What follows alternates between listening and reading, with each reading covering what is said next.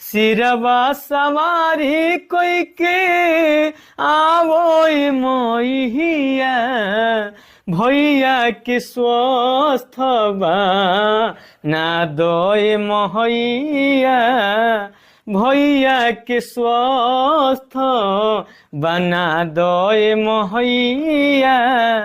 अब भैया हमनी के माटी के गीत गा के साफ सुथरा गीत गा के अपन भोजपुरी जगत में नाम कैले, अपना छवि एगो उजागर कैले कि माटी के लाल हुए रोहित पराधनवा कृपा बनवले रही हो गावत रह सुगानवा।